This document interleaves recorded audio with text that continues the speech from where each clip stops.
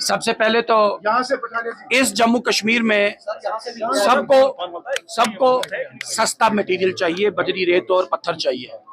और इस बजरी रेत प्रोविजन करने में टिप्पर वाला, ट्रक वाला, घोड़े वाला, खच्चर वाला और पिट्ठू वाला, ये सब इसमें इन्वॉल्व है। लेकिन आज इन सब का रोजगार खराब करके, उनका डाका डाल के, और सबसे बड़ी बात है कि सस्ता मटेरियल नहीं, 5 गुना रेट पे मटेरियल दे रहा है।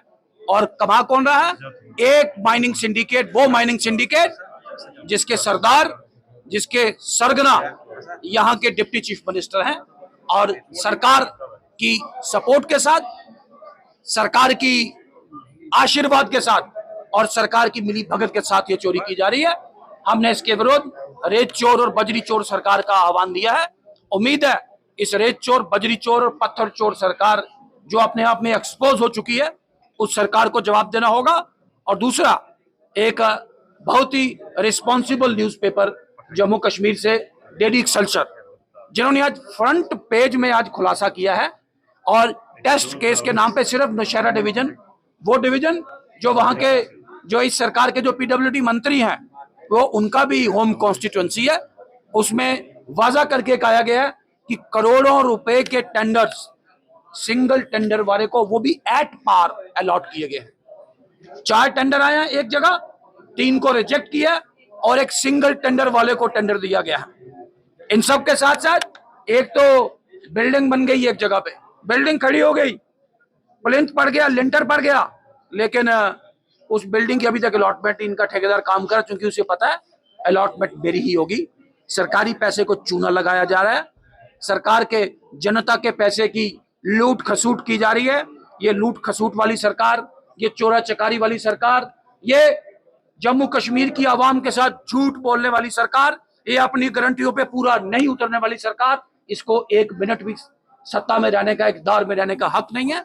हमने पूरा क्वेश्चन और बाइकआउट किया।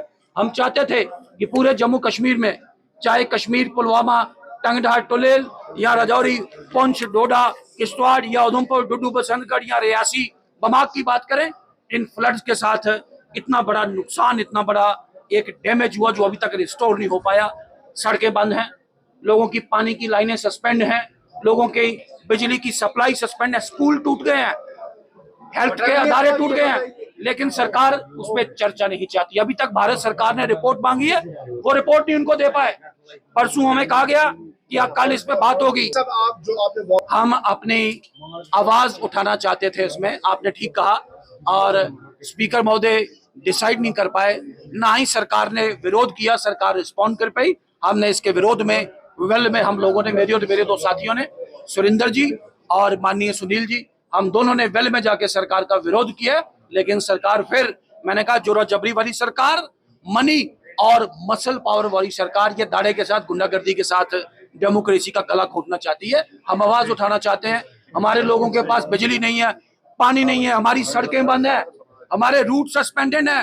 अरे भाई, स्टेट हाईवे सांबा मानसर, आज 1 हफ्ता हो गया आप लोगों ने कवर किया, सांबा से लेके मानसर तक ये ट्रैफिक, आज तकरीबन 3 महीने हो गए, आज तक कोई एक्शन नहीं है उस पर। तो बात, ना एक्शन करेंगे ना बात करेंगे, हम सिरे से विरोध करेंगे ऐसी सरकार का।